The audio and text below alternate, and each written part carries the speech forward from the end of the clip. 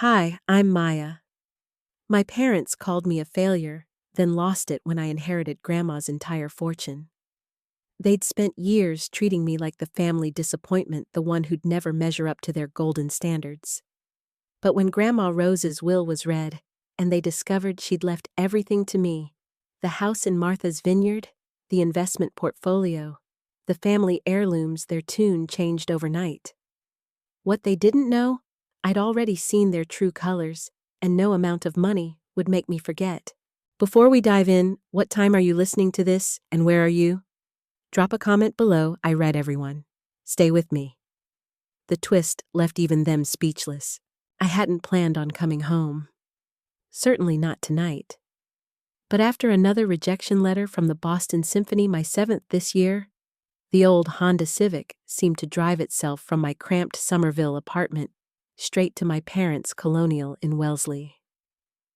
Early October, rain dotted the windshield, and for a full minute, I just sat there, palms sweating on the cold steering wheel, pretending the porch light meant comfort.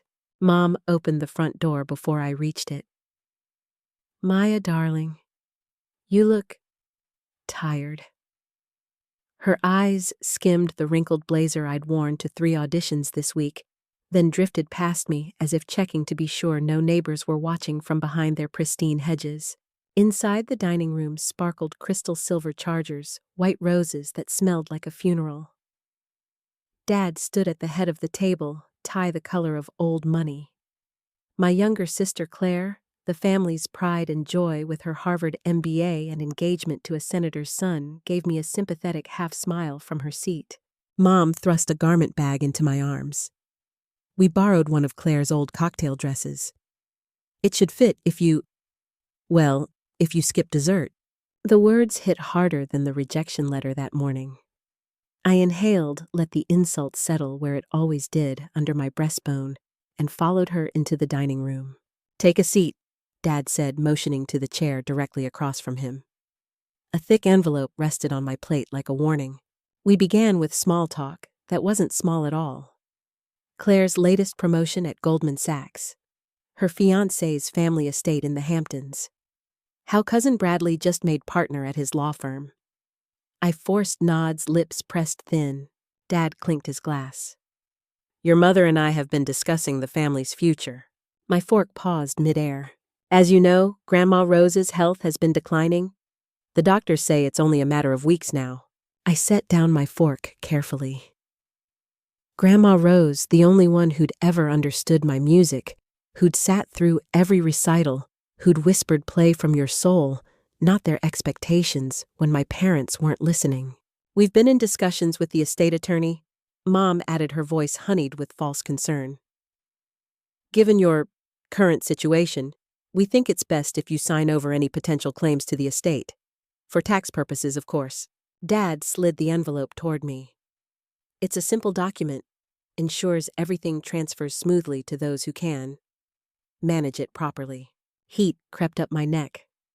"You want me to give up my inheritance rights?" "Don't be dramatic," Mom said, cutting her salmon with surgical precision. "What would you even do with property? You can barely afford your rent. Besides," Dad added, "Grandma's estate needs to stay with those who understand its value. Claire and Timothy are planning to start a family soon. They'll need the Martha's Vineyard house." Claire avoided my gaze, guilt flickering, then vanishing behind a sip of wine. I stared at the envelope, its weight somehow heavier than all my rejection letters combined. "And if I don't sign?" Dad's jaw tightened. "Then you're even more selfish than we thought, putting your pride above family stability." The word selfish echoed in the crystal perfect air. Me selfish. After years of being told my music was a hobby, not a career. After watching them lavish Claire with opportunities while telling me to be realistic. "I need to think about it," I said quietly. Mom's laugh was brittle as old glass. "What's there to think about? You're 28 years old, Maya's still chasing fairy tales with that violin. It's time to face reality." Lightning flashed beyond the window, illuminating the familiar oil paintings of stern ancestors who'd built this fortune I was being asked to forfeit. I excused myself, and climbed the staircase I'd once raced up in grass-stained sneakers. My childhood room had been converted into Mom's wrapping station. Ribbons and monogrammed paper covered the desk, where I'd once practiced scales until my fingers bled. I found my first violin, the one Grandma Rose had given me for my 8th birthday, shoved behind boxes of Christmas ornaments, its case dusty and forgotten. I sat on the floor cradling the small instrument. The envelope from dinner burned in my pocket. They wanted me to sign away my birthright because I'd chosen music over mergers, passion over profit. Through the thin walls, I heard Mom's voice drift up from the kitchen. "She'll sign. She always caves eventually." "The sooner the better," Dad replied. I already told Bill Henderson we'd have full control by month's end. I closed my eyes, remembering Grandma Rose's words from last Christmas. Frail hands gripping mine. "I see who you really are, sweetheart. Even if they don't." Thunder rattled the windows. I pulled out my phone and did something I hadn't done in years. I texted Grandma Rose's personal attorney, James Crawford. He'd always been kind to me at family gatherings, sneaking me extra cookies and asking about my auditions. "Mr. Crawford, it's Maya Walsh. Could we meet privately this week? There's something I need to discuss about Grandma." His reply came within minutes. "Of course. Thursday 10th a.m. my office. Come alone." I tucked the phone away and looked once more at the envelope on my lap. The pen they'd left was heavy, expensive, the kind that signed away fortunes. But tonight, for the first time in years, my hands were perfectly steady. I left the pen untouched. The contract lay untouched on my apartment's scratched coffee table for 3 days. Every morning, I'd stare at it over instant coffee, reading the legalese that essentially said, "You're worth nothing, so give us everything." Thursday came quickly. James Crawford's office occupied the top floor of a Back Bay brownstone, all leather-bound books and oriental rugs that whispered old Boston money. He greeted me warmly, his silver hair catching the morning light. "Maya, dear, how are you holding up?" "I've been better," I admitted, settling into a wingback chair that probably cost more than my car. He poured tea from a china set that looked like it belonged in a museum. "Your grandmother called me last week. She was quite specific about wanting to see you alone." My heart stuttered. "She did?" "Indeed. She's at Mount Auburn Hospital now. Room 314.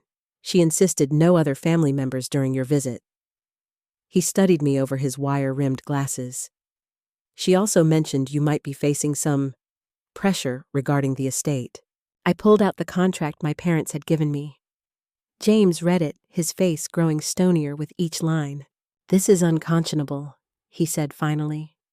"They're asking you to forfeit all claims for no compensation whatsoever. They say it's for tax purposes." Bullshit. The profanity sounded strange in his cultured voice. "Pardon my language. Maya, I need to ask you something directly. Has your grandmother ever discussed her estate plans with you?" "No, never." He nodded slowly. "I see. Well, I suggest you visit her soon. Today, if possible. And Maya?" He handed back the contract. "Don't sign anything until after you've seen her." I drove to the hospital in a daze. Room 314 was private, overlooking the gardens. Grandma Rose looked tiny in the hospital bed, but her eyes were sharp as ever when they found mine.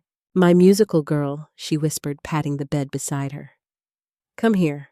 I sat carefully, taking her papery hand in mine. "Grandma, Shh. I know why you're here. Jimmy Crawford called me." She squeezed my fingers with surprising strength. "They gave you papers to sign." I nodded, throat tight. "Bastards," she muttered, then smiled at my shocked expression. "What, I'm dying, dear. I can say what I want." Her face grew serious. "Maya, I need you to listen carefully. I've watched your parents systematically destroy your confidence for years. Watch them pour everything into Claire while treating you like an afterthought." "Grandma, no, let me finish. I have something for you." She pointed to her purse on the nightstand. Inside, the blue envelope. I found it, my name written across it in her spidery handwriting. "Don't open it now," she said. Wait until you're home. But Maya, promise me something. Promise you won't let them take this from you. Not this time. I promise, I whispered. She smiled, looking more peaceful than I'd seen her in months. Good. Now play something for me. I know you have your violin in that bag. You never go anywhere without it. I did. For the next hour, I played every piece she'd ever loved, from Bach to the Irish folk tunes her mother had sung. Nurses gathered in the doorway listening. When I finally lowered my bow, Grandma's eyes were closed, but she was smiling. Thank you, sweetheart, she murmured. Remember, the music was never about them. It was about your soul singing. I kissed her forehead and left the blue envelope burning in my pocket. Back in my apartment, I sat on my second-hand couch and opened Grandma's letter with trembling fingers. Inside was a single sheet of paper in her handwriting. My dearest Maya, by the time you read this, James Crawford will have filed my updated will. I'm leaving you everything: the house, the investments, the trusts. All of it. Your parents will receive only the statutory minimum required by law. They'll fight it, of course. They'll rage and threaten and try to guilt you into submission. Don't let them. You've been fighting for your dreams with nothing but courage and a violin. Imagine what you could do with real resources. The house in Martha's Vineyard has a music room with perfect acoustics. I had it built just for you, for the day when you'd need a sanctuary. The money is enough that you'll never have to choose between your art and eating again. Your parents saw your music as a failure because it didn't generate profit. I see it as the only honest thing in our family, pure, beautiful, and entirely yours. Stand firm, my darling girl. For once in your life, you hold all the cards. All my love, Grandma Rose. P.S. Change the locks on the Vineyard house immediately. Your father still has a key. I read it 3 times before the words fully sank in. Everything. She'd left me everything. My phone buzzed. Mom, the hospital called. When were you there? We specifically said family visits should be coordinated through us. I stared at her message, then did something I'd never done before. I blocked her number. Then Dad's. Then Claire's. One by one, I severed the digital threads that had kept me tethered to their approval, their criticism, their casual cruelty. Each block felt like cutting a puppet string. But I knew this was just the beginning. Grandma was right, they would fight. I pulled out my laptop and started researching lawyers. Not the family attorney who'd always sided with my parents. Someone new. Someone who understood that sometimes the greatest act of love is protecting yourself from those who should love you most. Grandma Rose died on a Tuesday. The funeral was scheduled for Saturday, and by Wednesday, my phone, now limited to unknown numbers, rang incessantly. I let them all go to voicemail. The first was from Claire using her work phone. Maya, this is insane. You can't just block your family. We need to discuss funeral arrangements. Call me back. Then Dad from his golf buddy's cell. Young lady, you have exactly 1 hour to respond before I drive to that hovel you call an apartment. By evening, they'd escalated. The doorman of my building called up, voice apologetic. Ms. Walsh. Your parents are here. They're quite insistent. Tell them I'm not home, I said, even as I heard Mom's shrill voice echoing in the background. She's lying. Her car is in the garage. I grabbed my violin case, laptop, and an overnight bag, then slipped out the back service entrance like a fugitive in my own life. I'd reserved a room at a small hotel in Cambridge, paying cash, registering under my middle name. That night, I sat on the hotel bed reading Grandma's will, which James Crawford had emailed me. The details were staggering. The Martha's Vineyard property alone was worth $8 million. The investment portfolio, carefully managed for decades, totaled another $12 million. There were trust funds, bonds, pieces of art I remembered from her home, and at the bottom, a paragraph that made me laugh despite everything. To my son, Richard, and daughter-in-law, Patricia Walsh, I leave the sum of $1,000 each, this being more than they ever truly gave their eldest daughter in emotional support. To my granddaughter, Claire, who has received abundant advantages throughout her life, I leave my collection of first edition books, valued at approximately $50,000. May she find wisdom in their pages. My phone buzzed with an email from an unknown address. I almost deleted it, then recognized the sender, Aunt Helen Mom's sister, who lived in Chicago. Maya, honey. Your mother called me in hysterics. Is it true? Did Rose really leave you everything good for her, I say? Your parents have been living off expectations of that inheritance for years. Did you know they took out a second mortgage last year, counting on Rose's money to cover it? Stand your ground, sweetheart. H. So that explained the desperation. They weren't just losing an expected windfall, they were facing financial ruin without it. The funeral was a disaster. I arrived early, slipping into the church through a side door. The music director, an old friend of Grandma's, had asked me to play a piece during the service. I was tuning my violin in the small prep room when the door burst open. Mom stood there, her black designer dress impeccable, her face twisted with rage. How dare you? This isn't the time, I said quietly. You manipulated her, a sick old woman, and you poisoned her against her own family. I visited her once, Mom. Don't lie to me. Her voice rose to a shriek. You've been planning this, haven't you? Pretending to fail, making us all pity you while secretly, what, loving her? Because that's all I did. I loved her, and she loved me back. Without conditions. Without demanding I become someone else. Dad appeared behind her, his face purple. You'll contest this will, and you'll lose. No judge will believe Rose was in her right mind, leaving everything to a failed musician who can't even hold a steady job.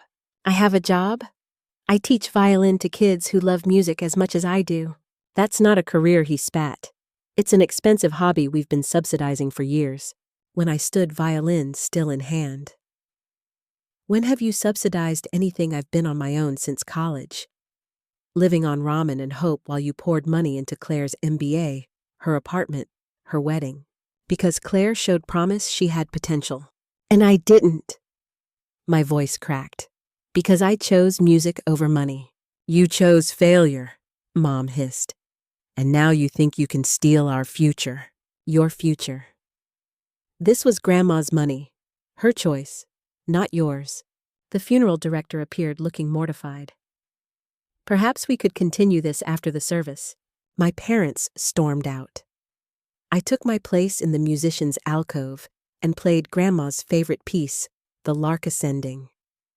As the notes soared through the church, I saw the congregation's faces change. Some wiped tears. Others closed their eyes, lost in the music. This was what Grandma had understood. This was what my parents never could. After the service, I tried to leave quietly, but Claire cornered me by the parking lot. Maya, please. They're going to lose the house. They took out a mortgage they couldn't afford, betting on money that wasn't theirs. They're our parents. Are they? I asked. Because parents don't usually try to convince one child she's worthless so the other can shine brighter. Claire's perfect composure cracked. That's not, I never asked for. I know you didn't. But you also never said stop.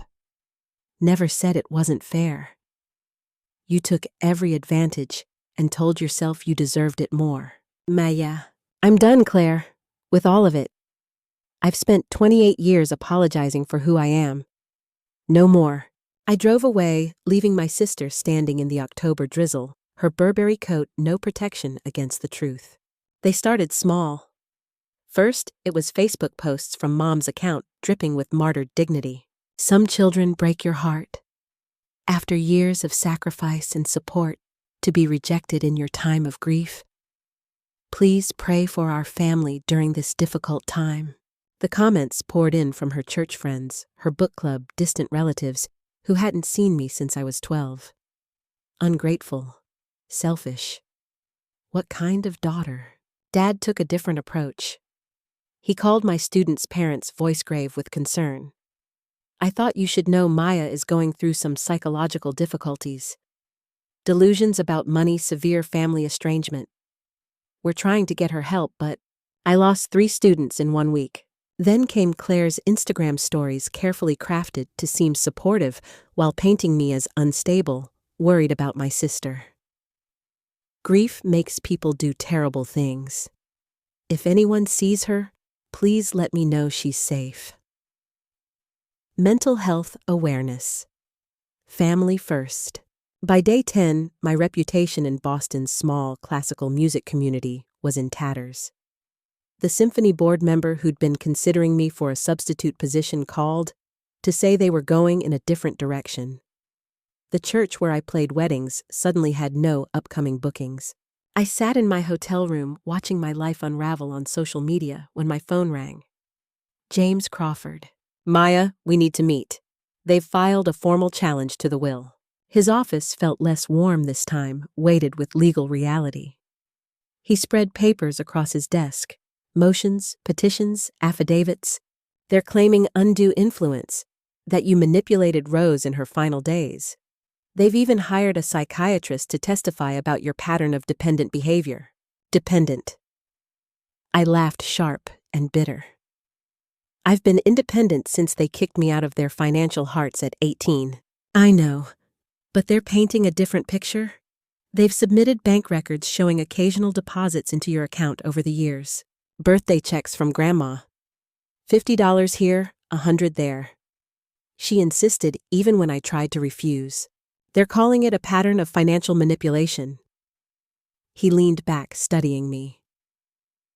Maya, I need to ask, do you have any documentation of your relationship with Rose Letters? Emails, anything that shows this decision was hers alone? I thought of the boxes in my apartment full of cards and notes from Grandma over the years. Yes, plenty. Good. Get them. All of them. We're going to need everything. That night, I snuck back to my apartment at 3 a.m., hoping to avoid any family ambushes. The place felt violated mail scattered on the floor, where someone had shoved it under the door windows I'd left, cracked now, locked tight. They'd been here. I gathered Grandma's letters, birthday cards, the program from every recital she'd attended, with her handwritten notes. Beautiful as always. Your music fills my soul. So proud of my brave girl. In the bottom of one box, I found something I'd forgotten, a recording from my 16th birthday. Grandma had hired a professional to record my first solo recital. Her voice came through the speakers, talking to someone off camera. That's my granddaughter. Isn't she magnificent? Richard thinks music is frivolous, but look at her face. That's joy, pure joy. That's worth more than all the money in the world. I copied everything, backed it up to 3 different cloud services, and gave the originals to James. Then I did something else. I started my own social media campaign. But mine was different. No accusations, no family drama. Just videos of me teaching little Emma, mastering her first scale, teenage Marcus, finding his confidence through Mozart. Photos from the free concerts I gave at nursing homes, community centers, anywhere people needed music but couldn't afford it. The caption was simple. This is who I am. This is what I do with my life. It may not be prestigious, but it matters to someone. The response was immediate. My students' parents began commenting, sharing stories of how music had changed their children's lives. Other musicians in the community reached out, offering support and gigs. An elderly woman I'd played for at the Brookline Senior Center wrote a lengthy post about how my monthly visits were the highlight of her week. But the sweetest vindication came from an unexpected source. Dr. Sarah Chen, Grandma's physician for the last 5 years, contacted James directly. I've been following the situation, she said when we met. I'm willing to testify. Rose Walsh was the sharpest 91-year-old I've ever treated. She talked about Maya constantly, not with pity, but with pride. She showed me videos of Maya's performances on her phone. She was devastated by how the family treated her. Would you put that in writing? James asked. I'll do better. I have recordings. Rose insisted on recording her medical directives, including a video specifically about her will. She was concerned this might happen. My hands shook as Dr. Chen pulled up the video on her tablet. There was Grandma sitting up in her hospital bed 2 months ago, looking directly at the camera. I, Rose Catherine Walsh, being of sound mind and body, want to make something crystal clear. I am leaving my estate to my granddaughter Maya because she is the only one in this family who inherited what actually matters: my mother's musical gift and my father's kind heart. Richard and Patricia have spent 40 years telling her she's not enough while waiting for me to die and fund their lifestyle. Claire has been given every advantage money can buy. It's Maya's turn now, and if they challenge this, we'll play this video in court. Let everyone see what kind of people would rob their own daughter of love, then try to rob her of her inheritance too. I broke down crying. Even from beyond, Grandma was still protecting me. We have court next week, James said gently. Are you ready? I wiped my eyes, straightened my shoulders. Yes, I've been ready my whole life. The courtroom in Suffolk County Probate Court was smaller than I'd expected, all dark wood and uncomfortable benches. I sat beside James Crawford, hands folded over a folder containing 28 years of evidence that I had been loved by someone, even if not by my parents. Across the aisle, my family presented a united front. Mom in pearls and a black suit that screamed respectability. Dad in his power-tie, jaw set like he was closing a business deal. Claire between them, her engagement ring catching the light as she placed a supportive hand on Mom's arm. Their lawyer, Richard Blackstone, looked like he'd been bred for this silver-haired, commanding the kind of man who'd never been told he wasn't enough. He stood first, voice resonating with practiced authority. Your Honor, we're here because an elderly woman in her final confused days was manipulated by a grandchild who saw an opportunity.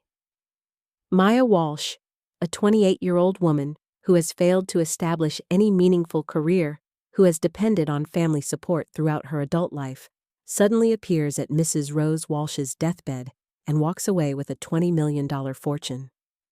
We find this highly suspect. Judge Martinez, a woman in her 60s with sharp eyes behind wire-rimmed glasses, nodded for him to continue. Blackstone painted a picture I barely recognized.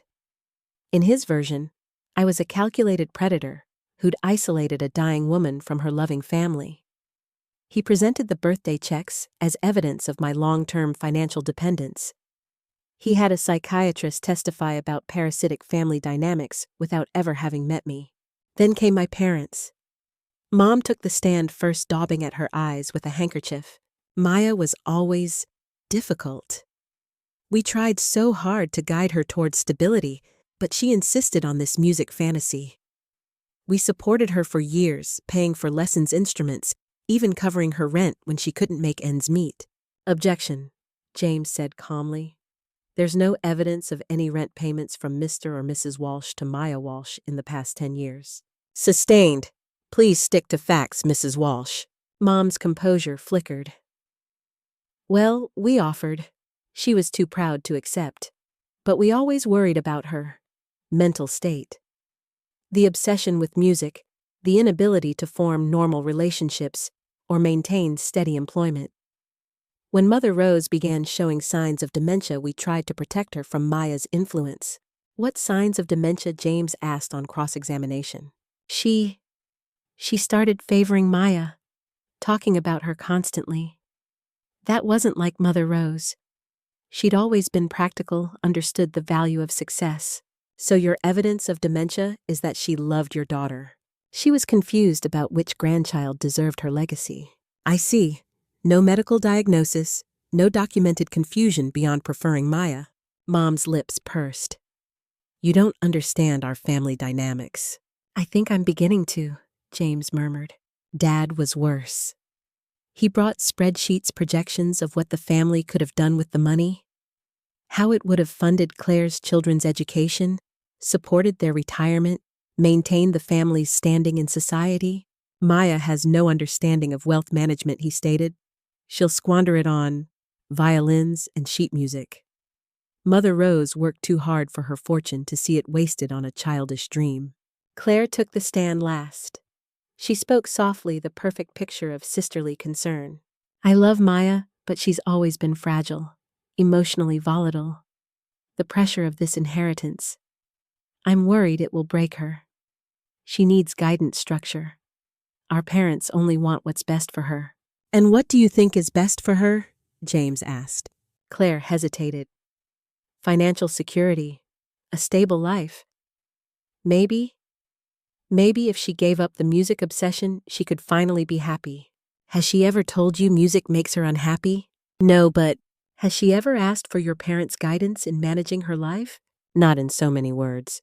Yes or no, Ms. Walsh? Has your sister ever asked for your family to manage her inheritance? Claire's perfect composure cracked. No. Then it was our turn. James called Dr. Chen first. Her testimony was clinical precise. She presented Grandma's medical records showing no signs of dementia, no cognitive decline beyond normal aging. Then she played the video. Grandma's voice filled the courtroom clear and sharp as winter air. The part about my parents waiting for her to die to fund their lifestyle caused Mom to gasp audibly. Dad's face went from red to white. Next came a parade of people I hadn't expected. Mrs. Rothstein from the senior center who testified about my weekly performances, unpaid and joyful.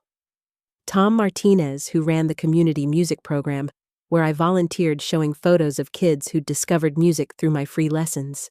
Maya charges $30 an hour for private lessons, he said. That's half the going rate. She takes payments in installments, trades lessons for homemade dinners, and has never turned away a child who couldn't afford to pay. This isn't someone motivated by money. Janine Cooper. One of my adult students took the stand with tears in her eyes. I started lessons after my husband died. I was 62, thought it was too late to learn. Maya told me music doesn't have an expiration date. She stayed after every lesson, no extra charge, just to talk. She saved my life, and she doesn't even know it. Then James called me. I'd testified in small claims court once over a security deposit. This was different. The stakes, the weight of family eyes on me, the judgment not just of my choices, but of my entire worth as a person. Maya, James began gently, tell us about your relationship with your grandmother. So I did. I talked about the woman who'd attended every recital, who'd snuck me into symphony performances when my parents declared them a waste of time, who'd dried my tears at 16 when Dad sold my good violin, because if you were serious about music, you'd have been accepted to Juilliard by now. She never made me feel like a failure, I said, voice steady despite the tears. Even when I was teaching 6-year-olds, Twinkle Twinkle Little Star, for grocery money, she'd say she was proud of me. She saw the joy I brought to people, not the salary I didn't earn. Did you ever ask her for money? Never. She'd send birthday checks, and I'd try to return them. She insisted they were gifts, not charity. $50 here, $100 there. Nothing that would influence a $20 million decision. Did you know about the inheritance before she died? I had no idea. I thought maybe she'd leave me her piano, the one I learned on. That's all I hoped for, just the piano. Blackstone's cross-examination was brutal. He hammered on my failures, the rejected auditions, the insufficient income, the shared apartments, and old car. So you admit you're a financial failure? I admit I chose a life measured in music, not money. How convenient that your grandmother shared that impractical view. How sad that my parents never did. He brought up every career suggestion they'd made, that I'd rejected law school, business school, even real estate. Each refusal painted as rebellion, not self-knowledge. You've consistently rejected your parents' guidance. I've consistently chosen my own path. A path that led nowhere until your grandmother's death made you rich. A path that led to dozens of children discovering they could create beauty. To lonely seniors finding joy in their final years. To a woman finding reason to live after loss. If that's nowhere, then I'm happy to be lost. Judge Martinez had been silent through most of the testimony, occasionally making notes. Now she looked up. Mr. Blackstone, do you have any evidence, actual evidence, that Rose Walsh was mentally impaired when she made her will? The decision itself demonstrates. That's not evidence. Do you have medical documentation, witnesses to confusion or coercion? The family's testimony suggests they disagree with her choice. That's not the same as incapacity. She turned to my parents. Mr. and Mrs. Walsh, is there any history of mental illness in your family that might support your claims? Dad straightened. No, Your Honor. Any previous instances where Rose Walsh showed poor judgment or confusion about financial matters? No, Mom admitted reluctantly. Then, what I have here is a competent adult who made a choice you don't like. Judge Martinez shuffled her papers. I've reviewed the will, the medical testimony, and the video statement from Mrs. Rose Walsh. I find no evidence of undue influence or mental incapacity. The will stands as written. The gavel came down with finality. Mom let out a sound like a wounded animal. Dad's face went purple, then white. Claire stared at her manicured hands. Furthermore, the judge continued. I'm troubled by the attempt to paint Ms. Maya Walsh as unstable or manipulative. The evidence suggests a young woman who chose a life of service through music, supported herself modestly but independently, and maintained a loving relationship with her grandmother. That the rest of her family failed to value these qualities speaks to their judgment, not hers. We filed out in silence. In the hallway, my family huddled together, and for a moment, I saw them as they were not titans of judgment, but frightened people who'd bet their future on an inheritance that was never theirs. Mom turned to me, tears streaming. How could you do this to us? I didn't do anything to you, I said quietly. Grandma did this for me. We're your parents. Yes, I agreed. You are. And for 28 years you've told me I wasn't enough. Grandma disagreed. The court agreed with her. Dad stepped forward, finger raised. This isn't over. Yes, it is. I met his eyes steadily. It's been over since you sold my violin when I was 16. Since you told me music was for people who couldn't succeed at real life. Since you treated my dreams like a character flaw that needed correction. We'll be ruined, Claire said softly. They took out loans, Maya, leveraged everything against Grandma's estate. Then maybe they'll learn what it's like to build something from nothing. I did it. It's possible. I turned to leave, then stopped. You know what the saddest part is? If you'd ever just once told me you were proud of me for following my heart, I'd have shared everything, but you couldn't even give me that. I thought the court ruling would end it. I was naive. 2 weeks later, James called. They've filed an appeal, and Maya, they're getting creative. The appeal claimed I'd violated Massachusetts filial responsibility laws by allowing my parents to face financial hardship while hoarding Grandma's wealth. They'd also filed a separate civil suit claiming intentional infliction of emotional distress. They're throwing everything at the wall, James explained, hoping something sticks or that you'll settle to make it go away. What would a settlement look like? They're asking for 60% of the estate. In exchange, they'll drop all claims and sign a non-disclosure agreement. 60%. $12 million for parents who'd spent my lifetime telling me I was worth nothing. No, but they weren't done. The harassment escalated. Dad started showing up at my students' homes, warning parents about my mental instability and dangerous delusions. I lost 5 more students. Mom took a different approach. She called my landlord spinning tales of family money being tied up in legal battles, suggesting I might not be able to pay rent. She contacted the Boston Symphony, where I'd been hoping to audition again, warning them about the scandal surrounding my name. Claire's campaign was subtler, but more painful.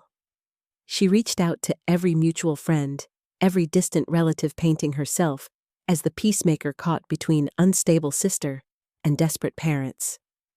I just want our family back together, she'd say, voice breaking perfectly on cue. Then came the letters from collection agencies. Apparently, my parents had listed me as a guarantor on several loans without my knowledge, forging my signature.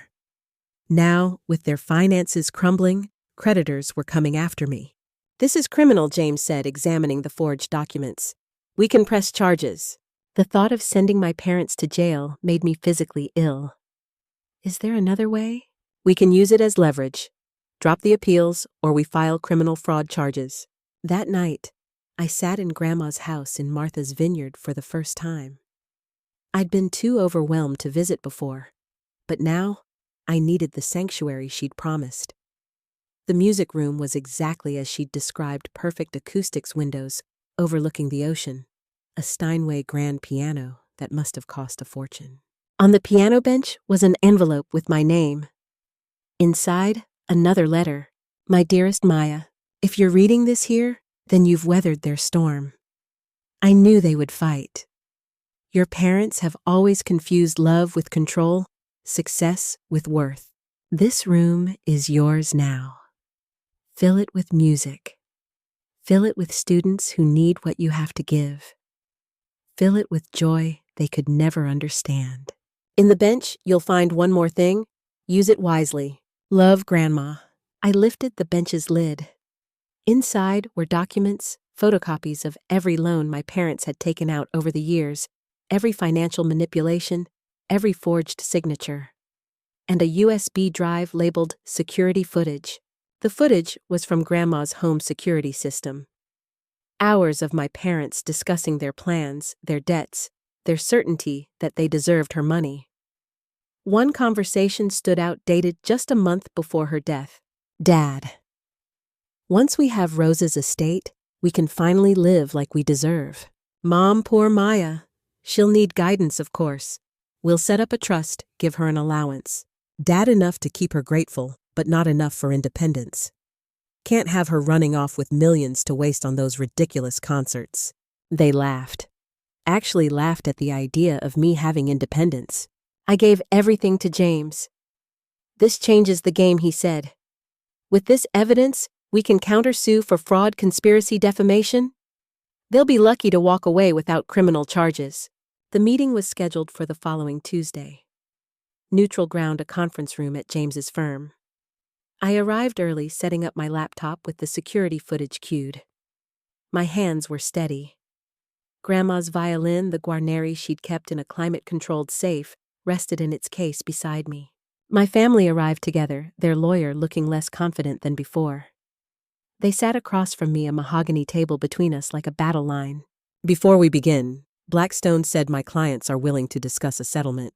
No. I opened the laptop. Before we discuss anything, you're going to watch this.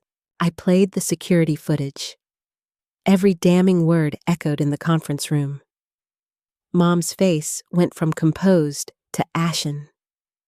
Dad's hands clenched and unclenched. Claire seemed to shrink in her chair. When it finished, I set a stack of documents on the table. Forged signatures, fraudulent loans, defamation to my students' parents and potential employers, criminal conspiracy to defraud Grandma's estate. Maya, Mom whispered. You wouldn't press charges. That depends on you. I met each of their eyes in turn. Drop all appeals. Cease all contact with my students, employers, and colleagues. Sign this agreement acknowledging the will as valid and binding. Do it now, or I file criminal charges this afternoon. Blackstone leaned over to whisper urgently with my parents. Dad's face was purple. Mom was crying real tears this time, and Claire stared at me like she'd never seen me before. We need time to consider, Blackstone began. You have 10 minutes. I stood, picking up the violin case. I'll be in the lobby. When I return, either sign the papers or I call the district attorney. I walked out head high and found a quiet corner in the lobby. Then I opened the Guarneri and began to play. Not for them, not for anyone, just for the joy of making music on an instrument worth more than my parents' house. 10 minutes later, James found me. They signed. Everything. It's over. I lowered the violin, letting the last note fade. What happens now? Now you're free. The estate is yours, clear and uncontested. They can't contact you, can't interfere with your life in any way. And if they violate the agreement, then the criminal charges become active immediately. I packed the violin carefully, hands reverent on the instrument Grandma had saved for me. She knew, didn't she? She knew it would come to this. Rose was a smart woman. She protected you even after death. That night, I returned to the vineyard house. I sat at the Steinway fingers, finding the keys in the darkness. The music that poured out wasn't sad or angry, it was free. Every note was a choice I'd made, a path I'd taken despite their doubts. As dawn broke over the ocean, I thought about my parents waking up to a reality where their daughter was no longer a failure to control, but a force they couldn't touch. I wondered if they'd ever understand that success wasn't what they'd accumulated, but what I'd refused to surrender.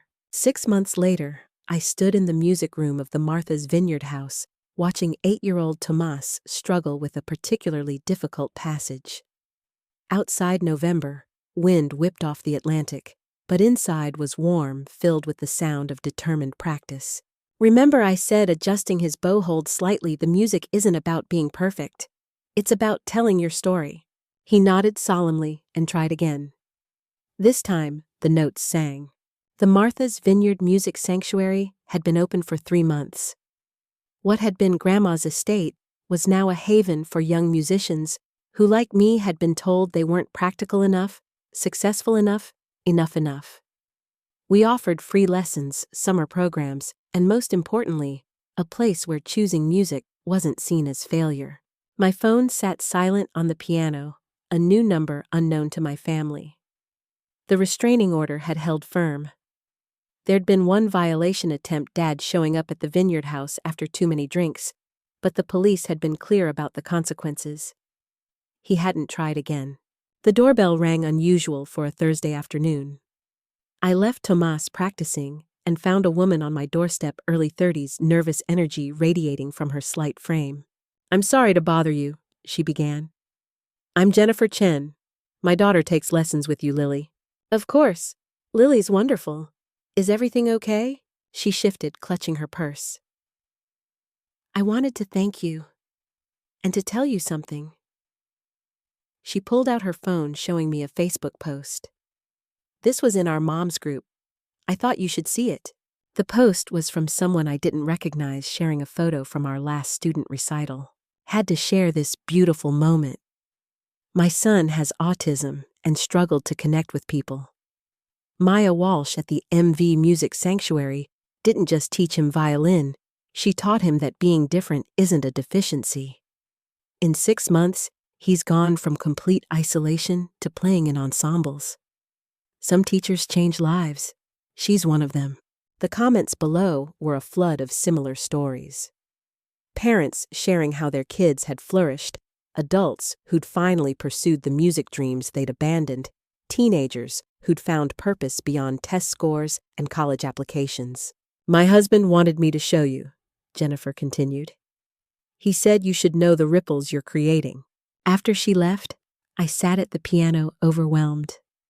Through the window, I could see the ocean stretching endlessly, reminding me that some things couldn't be measured or contained. My phone buzzed, the lawyer handling the sanctuary's nonprofit status.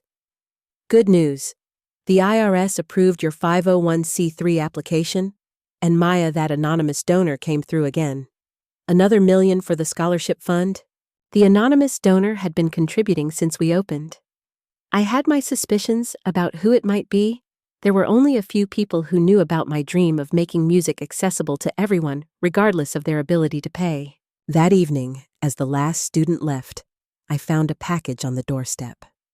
No return address, but I recognized Claire's handwriting. Inside was a single item, my old violin, the one Dad had sold when I was 16. A note was tucked between the strings. I tracked it down. The man who bought it still had it in his shop. "I remember how you cried that day. I know we can't go back. I know I've failed you as a sister. But maybe this can go forward to another young musician who needs it. The donations will continue. It's the only apology I know how to make." See, I held the violin, remembering the girl who'd lost it, the parents who'd sold it, the dreams that had survived anyway. Tomorrow, I'd find the right student for it, someone whose parents doubted, whose path seemed impractical, whose heart sang with music despite the world's insistence on silence. The sanctuary's phone rang. Another parent asking about lessons for their child who showed promise, but we're not sure it's practical. "Practical is overrated," I said, scheduling a consultation. "Let's talk about joy instead." As I locked up for the night, I paused in the doorway of the music room. Moonlight flooded through the windows, turning the instrument silver. On the wall hung a portrait of Grandma Rose, her eyes twinkling with the secret she'd kept, that success wasn't about meeting others' expectations, but about having the courage to reject them. I whispered a thank you to her portrait, to the woman who'd seen my worth when no one else could, who'd given me not just money, but the freedom to prove that a life measured in music was a life worth living. The wind off the ocean carried the faint sound of someone practicing violin in the distance, one of my students perhaps working on tomorrow's dreams. I smiled, locked the door, and headed home to the small cottage on the property where I now lived. In my kitchen, I made tea and sat at the table where I'd started planning the sanctuary months ago. The business plan that my parents would have mocked, a music school that prioritized passion over profit, was working. We were booked solid with a waiting list for next semester. My phone lit up with an email from the Boston Symphony. They were starting a new community outreach program and wanted to know if our students might want to participate. I typed back a quick yes, absolutely, and felt the satisfaction of doors opening that had once been slammed shut. Later, as I practiced on the Guarneri, preparing for a concert where all proceeds would go to the sanctuary, I thought about failure and success, about the definitions we inherit and the ones we create. My parents had called me a failure because I chose meaning over money. They'd tried to erase me from the family narrative because I didn't fit their vision of success. But Grandma had seen the truth that success meant using your gifts to light up the world, even if that light didn't come with a six-figure salary. The irony wasn't lost on me. In trying to claim an inheritance they hadn't earned, my parents had revealed the poverty of their own souls. In trying to diminish me, they'd only made space for me to grow beyond their limitations. And Claire, her anonymous donations were building what our parents had tried to tear down, a place where young dreamers could choose their own definitions of enough. As the last notes of the evening faded, I set down the violin and walked to the window. The ocean was calm tonight, reflecting stars like scattered diamonds. Somewhere out there, a young musician was being told they weren't practical enough, successful enough, enough. Tomorrow, maybe they'd find their way here. Maybe they'd discover what I'd learned, that being called a failure by people who couldn't recognize your worth wasn't a verdict, it was a liberation. And inheritance. True inheritance wasn't money or property. It was the courage to live authentically, to choose joy over approval, to build something beautiful from the ashes of others' expectations. Grandma Rose had left me millions, yes. But more than that, she'd left me permission to be exactly who I was. And that, as it turned out, was worth everything.